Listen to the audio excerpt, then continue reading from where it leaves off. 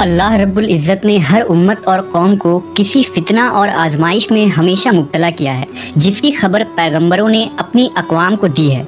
उम्मत मोहम्मदिया के लिए एक बड़ी आजमाइश वहशी और दरिंदा सिफत कौम के खुरूज की शक्ल में लिख दी गई है, जिसके वक़्फ़ पज़ीर होने में कोई शक नहीं। आखिरी नबी मोहम्मद सल्लल्लाहु अलैहि वसल्लम ने अहादीस मुबारका में इस फितने की खबर नहायत ही वजाहत के साथ दी है।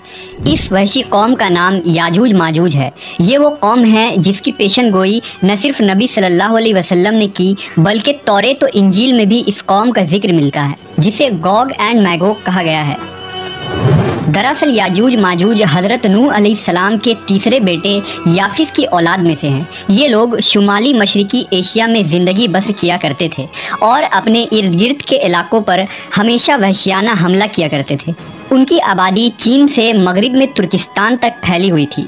रिवायतों में आता है कि याजूज माजूज बनी आदम में से हैं और अगर उन्हें पूरी दुनिया में छोड़ दिया जाए तो तबाही मचा देंगे और लोगों की मईशत तबाह कर डालेंगे।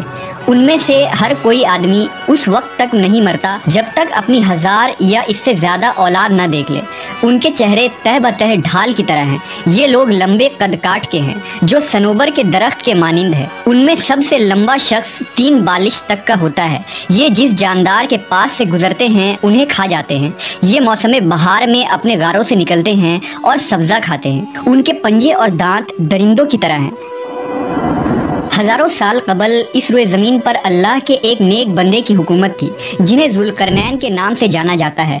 अल्लाह रब्बुल इज़्ज़त ने ज़ुल्करनैन को ज़मीन के एक बड़े हिस्से पर बादशाहत अता फरमाई थी। आपने मशरिक़ व मगरिब का सफ़र भी किया था। मुवर्रिखीन के मुताबिक ज़ुल्करनैन के नाम से कुरान मजीद में जिस शख्स का जिक्र आया है, दरअसल वो ईरान का अजीम बादशाह खोरस था, जिसे साइरस आज़म भी कहा जाता है। जब हज़रत ज़ुल्करनैन ने शुमाल का सफ़र किया तो आपका गुज़र मशरिकी तुर्किस्तान और मगुलिस्तान के इलाकों से हुआ।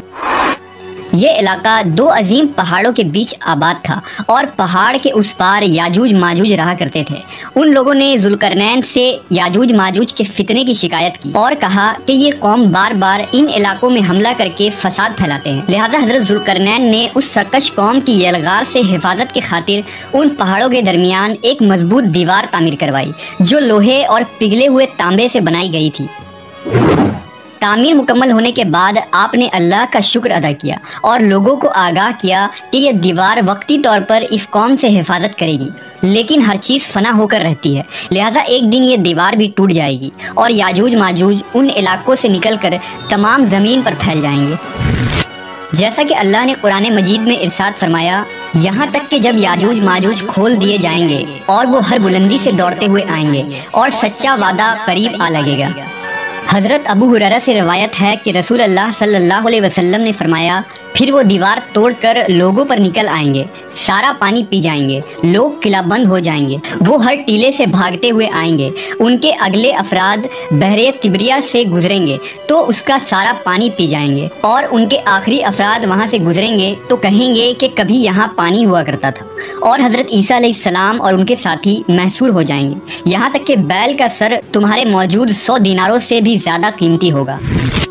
वो अपने तीर आसमान की तरफ फेंकेंगे, जिन्हें अल्लाह खून लगाकर नीचे फेंकेगा, तो वो कहेंगे हमने आसमान वालों पर भी गलबा पा लिया है, जिस तरह हम अहले ज़मीन पर गालिब हैं।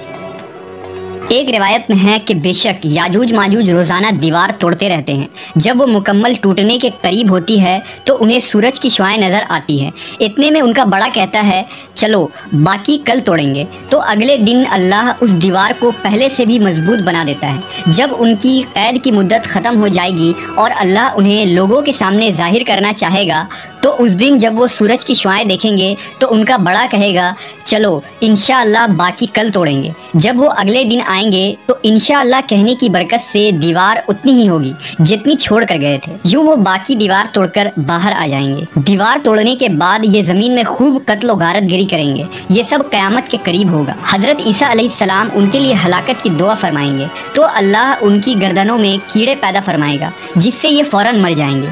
पूरी ज़मीन पर उनकी लाशों की बदबू फैल जाएगी। फिर अल्लाह एक किस्म के परिंदों को भेजेगा जो उनकी लाशें उठाकर जहाँ खुदा चाहेगा फेंक आएगा।